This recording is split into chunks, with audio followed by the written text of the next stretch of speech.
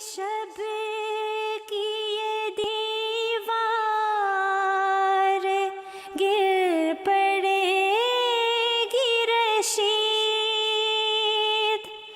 अंधेरी शब की ये दीवार गिर पड़ेगी Rashid. Contemporary issues here in the Philippines, which has to do with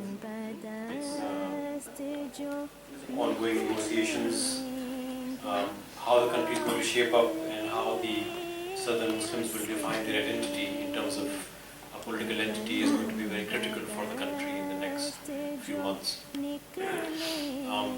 We wanted to highlight the fact that there are different voices among Muslims, and although the government is negotiating with one entity, Mindanao is a plural society. There are lots of Muslims of different denominations, they have different voices, and as we said, there is a beauty in diversity which Philippines contains. And it will be very important for the future of Philippines to understand and move forward with that diversity. And what happens to Mindanao in that context will be very important in terms of inclusion, in terms of how, what Ayaz have talked about is how is Sharia law going to be shaped.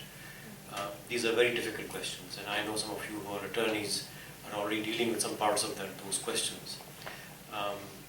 We remain both deeply appreciative and concerned at the same time in terms of how this is going to shape up in the next few months. And therefore, for the next few minutes, I know that generally when I go to other seminars and talk places, Filipinos generally are not very good at asking questions in public gatherings. They are more of one-to-one and let's have a chat. So I'm not expecting many questions, but obviously Iftikhar Sahab is with us for the next an hour or so. We will have dinner served, but in the meantime we have a few minutes if anybody wants to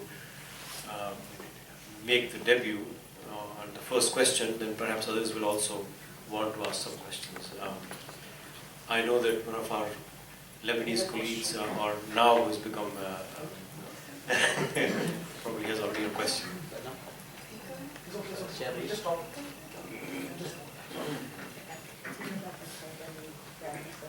Okay, very easy. I was intrigued by one statement you said in the beginning, sir. You said that we're waiting for the Prince of Peace who is going to bring the kingdom of God on the earth. I was wondering whom you refer to. I was referring to Jesus Christ. He had this very special designation and endowed to him by God Himself. And quite a number of Christian denominations I know, they believe that He will come back and He will be the source and the pillar of peace for humanity. So we're looking forward to that, but obviously it is not only Him, we also have a role to play, which is more important than somebody else coming and giving us something. So we have to prepare ourselves for that great time. Thank you. The concept of Messiah is a very common concept among all religions actually. So although the terminology of Prince of Peace is very specific to one religion, actually almost all religions have equal and synonymous terminology for what they describe as a second reformer or coming a reformer for their own religion. And in our case, the documentary you saw, somebody whose picture was displayed is called the Promised Messiah. In our case, we believe that he was the one who was promised by all the religions together, which is in the divine design of things in the future, there will be coming together of all the humanity as one. And therefore, all religions will come together, and that will be what we believe is the principle of universal salvation, that nobody is going to be excluded from salvation. No matter what religion you come from, you will eventually find that salvation. And that's what is the concept of the Prince of Peace is that, I think. Anybody else? There's one question there.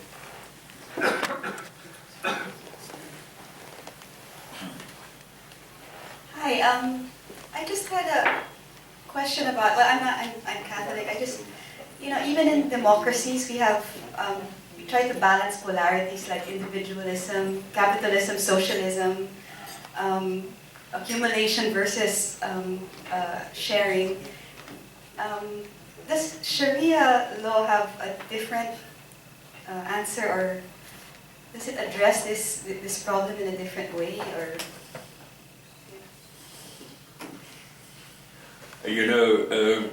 Sharia law is not only law for punishment, or trying to pick the shortcomings, weaknesses of people. The Sharia law is a law for life. It provides a code of conduct and behavior to set up a society which is just, which is society where there is no discrimination, which is society where everyone cares for everyone else, and where there is compassion and consideration for all those who are less endowed economically or otherwise, even physically. If they are disabled in some way or something, they have to be cared for by the society itself.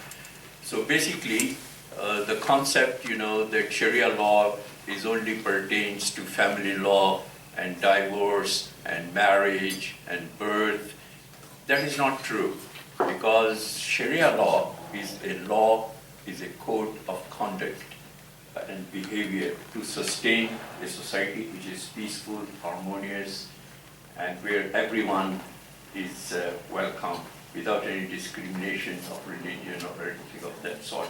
So this is the important point to understand, and that is where I think a lot of Muslim groups are going wrong, because they think that Sharia law means, you come together and you take whatever weapons you have and try to get whatever you want to get, by the use of violence and force, which is absolutely not Islam. It is their own. I think in this connection, one thing that I wanted to talk about and I didn't, that was the interpretation of jihad. You have the jihadist movements around the world at present, and the jihadist movement, people think that the way forward is through sacrifice of life, you just go as a suicide bomber or some sort of bomber, kill others and get killed. Now, that sort of concept of jihad is totally not there in Islam. In the early days, the battles in which the Holy Prophet participated were defensive battles. In the present times, this is the age of information, the age of media. So the real jihad is to try to get rid of and wipe out ignorance from the world and try to build up, enlighten people through education so that they can rise to a higher level of enlightenment and be productive and good and useful members of the societies in which they live. So that is true jihad today.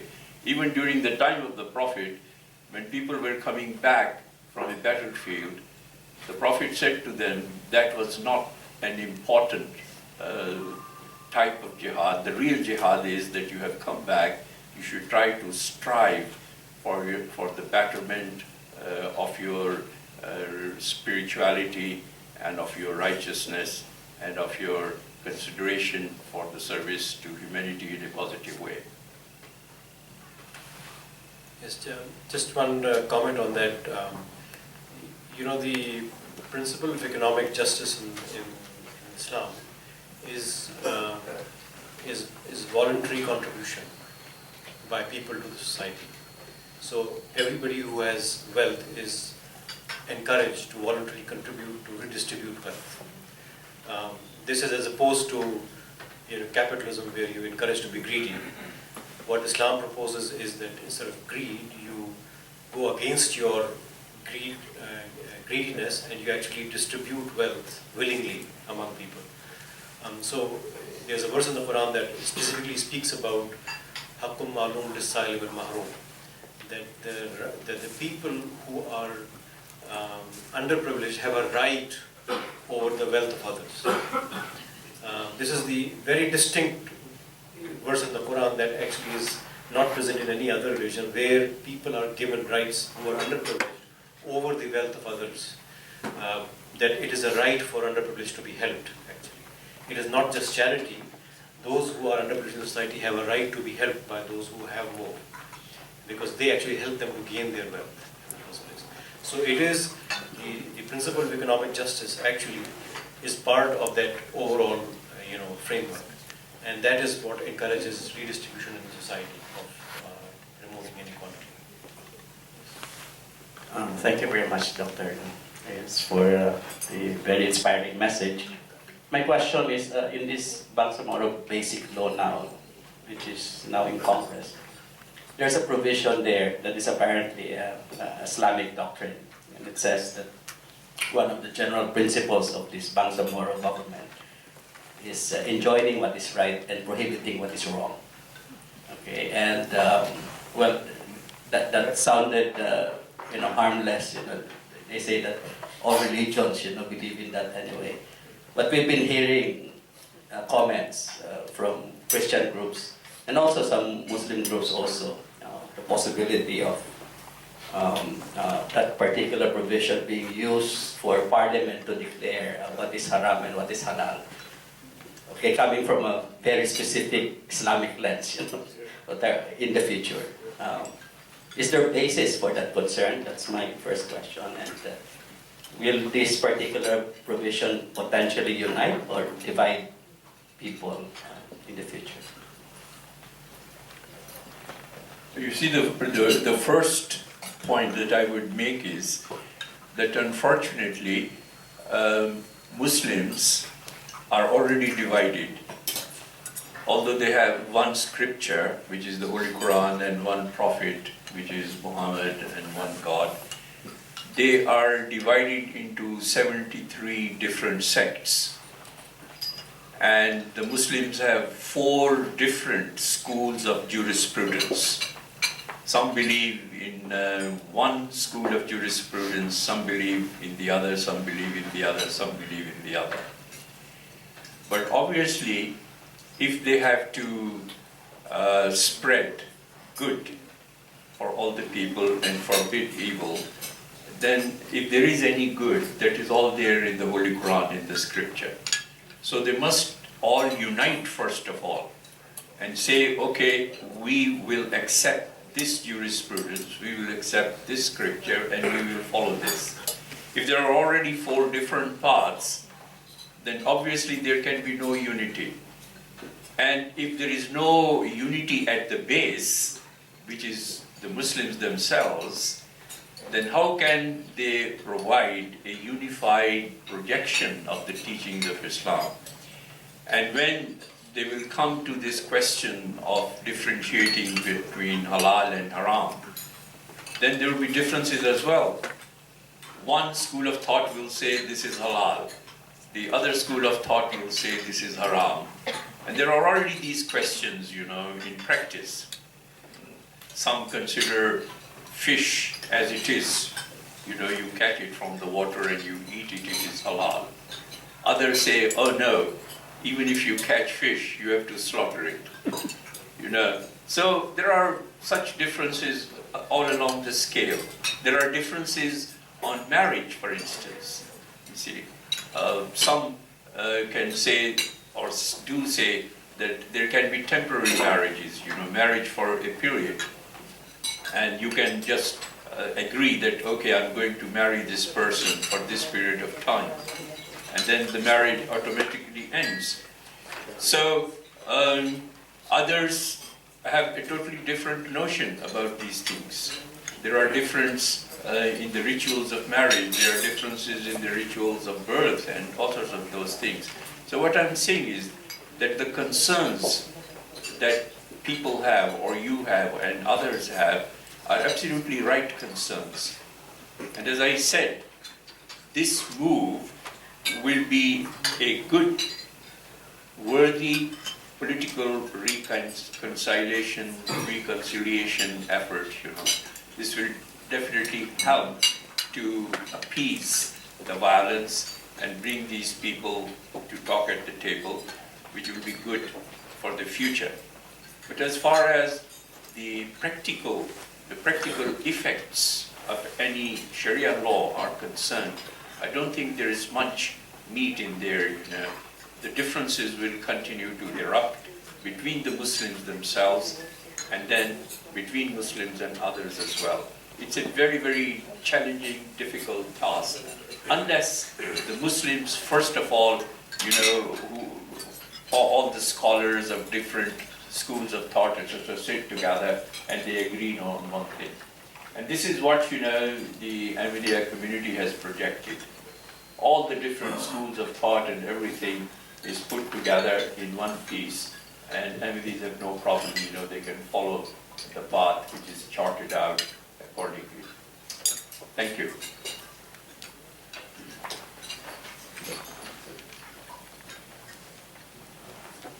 Thank you. Yes, the Ahmadiyya slogan, is it a slogan when you say love for all, hatred for none? Can you expound more on that? It sounds very enticing actually. Can you give a concrete example on how you implement, practice that?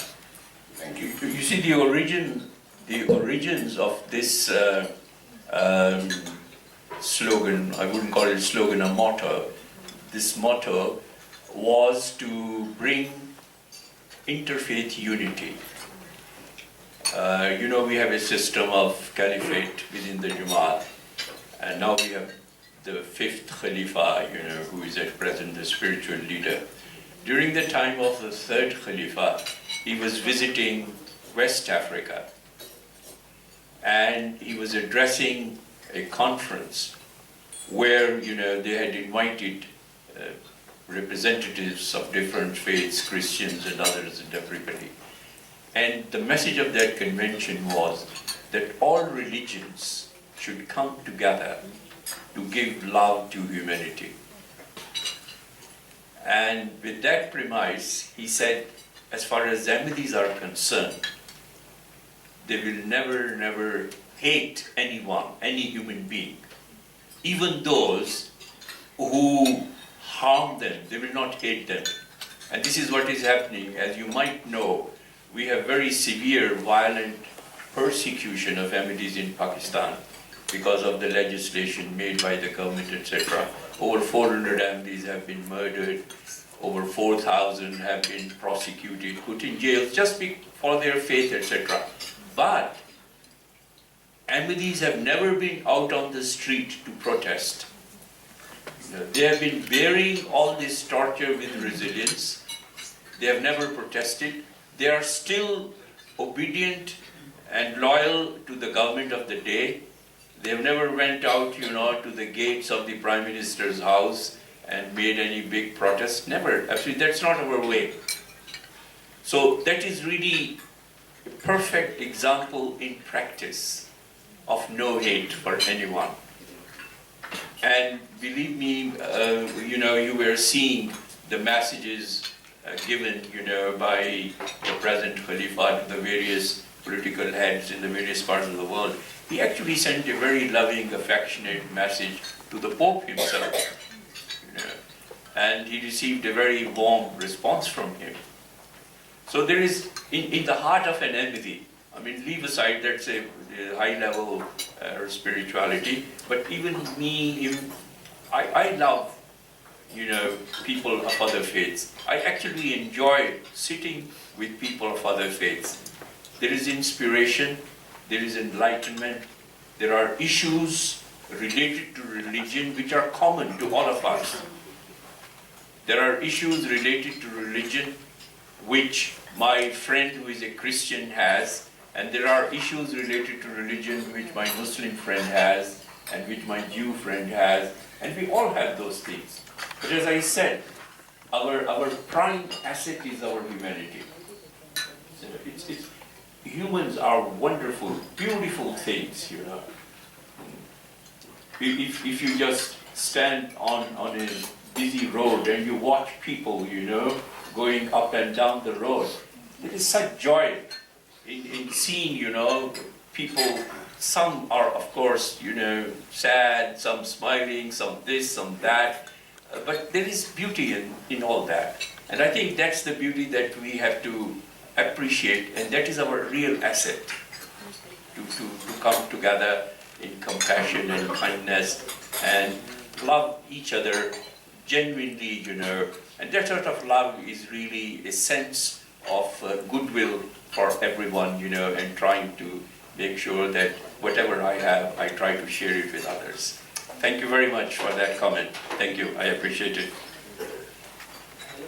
In addition to that, I will just add that when God created us, He created us first as a person, not as a Muslim, not as a Christian. That is to be learned later on. And any child who dies or goes back to God will be decided by God Himself according to his parents' action, not by him. He's innocent, right? And we are from the same Creator. So we have to appreciate that Creator. We love that Creator, and we have to love that creation, because Islam told you have to pay your dues to God, and you have to pay your dues to humankind. So if you don't love the humans, other humans, regardless of their religion or color, creed, ideology, or other background, you are appreciating the Creator. So that's the reason all Ahmadis, they are told, even in the books of Promised Messiah, whom we believe in as a Promised Messiah, it's written that you have a right to humankind, the creation. Not only that, also the Sunnah of Hazrat Muhammad sallallahu alaihi wasallam, that he showed by example not only human being, even the animals you have to take care of. And a human being is much higher. So love for all, hatred for none is the base to achieve that goal, what we can call harmony and peace in this world. Thank you. There's a question there. Shiva-san? I was just wondering about the phrase that you used, that the Sharia. That the Sharia is actually for the righteous. What is the meaning of that phrase in a practical situation, especially in the context of, let's say in the concrete example of the Bangsamoro, if the Sharia were to be the code for personal behavior, how would that be reconciled with a more modern state that had a civil law that was based on a more general view of human rights? Your phrase about Sharia law presupposing a society of the righteous. Well, actually, you see, in a country, state should be recognized as state, and religion should be recognized as religion. The two should not overlap or mixed up. See, religion has its own role. If religious tenets, and laws, etc., are forced into the civil laws of the country, it will create difficulties for everyone. So you cannot have a state within a state. You have the state laws, you have the state rules, regulations, everything, which is for all citizens. If I'm living in wherever I'm living, even if there is a majority of Muslims, I'm not exempt from the state laws. Otherwise, this will make, the rule of the government, the democracy or whatever we have, very ambiguous, If I go to that state, or even if I'm visiting that state, I have to follow a different code of law and this and that. I have to know, can I do this, can I not do this here? See? So this is not possible, this is not practical. That is why in the time of the Holy Prophet Muhammad, peace and blessings of Allah be upon him, he said the code of conduct behavior which is prescribed by the Holy Quran is for Muslims alone, and they should practice it wherever they are. It is not for other people. Other people have their own code, whether they want to follow it or not, that's a different matter. But the rules and regulations which are prescribed or which are enforced or enacted by the government of the day, they have to be followed loyally and faithfully, because otherwise we have elected this government. It doesn't mean that the Muslims sitting in that region have nothing to do with the elections of the state or the country. They are part of the country, and therefore they have to respect the laws of the country, whatever they are. And the Sharia law cannot be a law within a law which is of the state. So that is why our stand is, and this is my own personal opinion and also the view of our community, that state must be respected as state, and everyone, whatever his faith, Muslim or Christian, whoever it is, must remain faithful and loyal to the state. Never rebel against the state. If you have any concerns, bring them up through the channels of democracy. And as far as the Sharia laws are concerned, what is halal, what is haram, is a religious matter. And that can be sorted out at the religious level. But that doesn't mean I have to create an exclusive, a separate state within my own country. That's not allowed, that's not permissible. Thank you. Just to add here, I think that when we refer to Sharia law, this refers to the community of believers. It doesn't refer to general society. And community of believers assumes that there is a voluntary submission by yourself on into that law. You can't apply it as a compulsion to another member of society. And then societal laws can be or cannot be shaped by all kinds of influences. So the differences between the crime and sin. The sin is more of a personal submission domain, and crime is what you have in the society, and those two domains are very different. And secular law applies to the law of crime, and religious law applies to the crime to the sin, basically. And those two are different in terms of at least Islamic understanding. Many societies tend to use also religious laws to inspire their parliamentary laws, and that is allowable as in terms of a democratic practice and consensus exercise, not as as a dictator dictating their tenets on somebody else. And when the problem with the Sharia law insertion in the Bahamas law is this mixing of the two things, which makes it difficult, and as Ayaz is saying, may lead to even more friction. In relation to what you mentioned earlier, are there efforts to bring together the different Islamic sects you mentioned? And how is this proceeding so far? Well, as you know, the Ahmadiyya Muslim community, their prime purpose is to bring all Muslim communities together into one community. And they are succeeding very well. So far, as was mentioned in the visual which you saw earlier on, they have established chapters in about 206 countries of the world, which means, bringing together Muslims and others as well of various denominations and faiths together as a unified community, believing in one scripture, one God, one prophet, and working together for the welfare of humanity. You've also seen the good humanitarian work which the community is doing. So this is a step towards the unification of Muslims and humanity in general. Okay, thank you.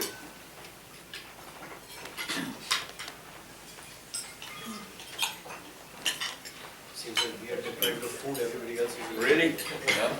So we have to rush to the tables, I suppose, if there are chairs for us. Okay. Thank you very much. I mean, those are enlightening questions. We appreciate that. Thank you.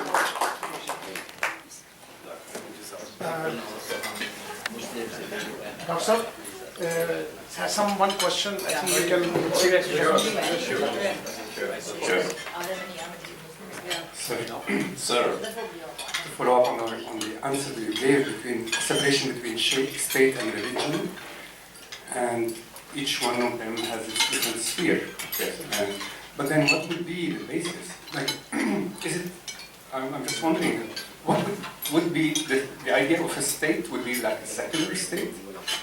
What would be, is it, when we talk about humanity, what kind of understanding of humanity? Are we putting the secular ideas higher than religion?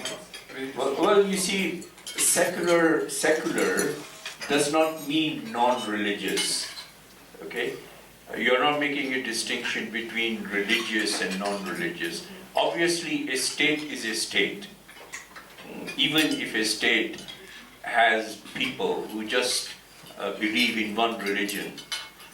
For example, I went to an island state where 99.9% people were Christians. See?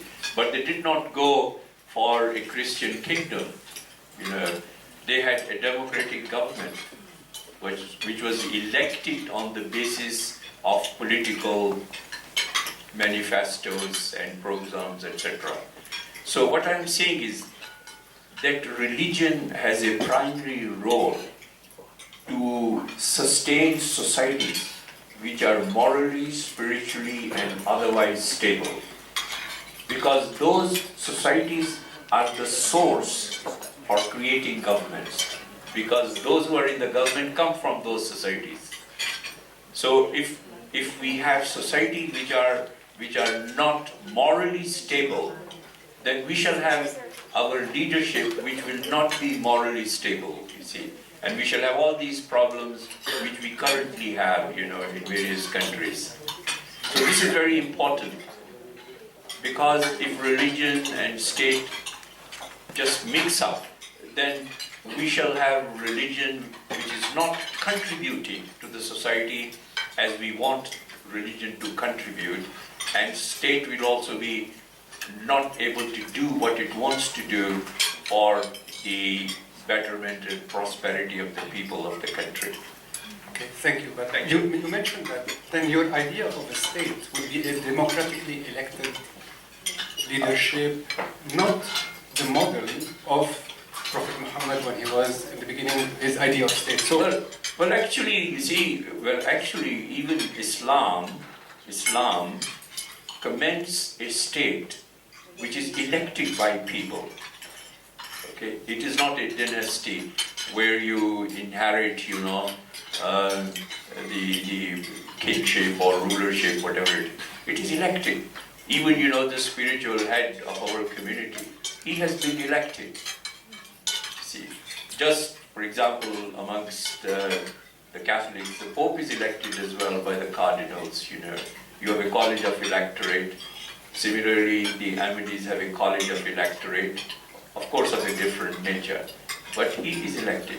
And it is very clearly stated in the Holy Quran that everything that is done for the nation, people should have the opportunity to discuss, to contribute their ideas, and when everybody agrees that okay, this is the best idea, then it should be taken forward. Okay? Thank you very much. Thank you. I can send you a document from the Constitution of Medina, the first Islamic state. It is the first written constitution before even the British, the Magna Carta. And the Holy Prophet was a secular head of state because of popular consensus electing him as the head of state. He was not a ruler because he was a prophet. It was a separate way that he was elected, and the way he governed was not through Islam but through a pluralistic secular mechanism. That is a misunderstanding among Muslim jurists and the ulama, that he became ruler because of him being a prophet. And this distinction is very clear. Also, I will request the guests that if they want to have clarification of matters, in follow-up cases. You can leave your emails with us and questions. We will email the answer in detail. And also we will ask Dr. Iftihar his email address. If some of you want to ask some question later on online, so at least he can share his ideas and you can have in consultation, learning about those ideas or questions.